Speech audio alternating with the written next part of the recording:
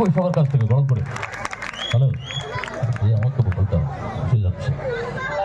আমি ম্যাডামও বললো, আমিও বলেছি উনি জি বাংলা সারেগামাপার শিল্পী নন, উনি একজন অভিনেত্রী।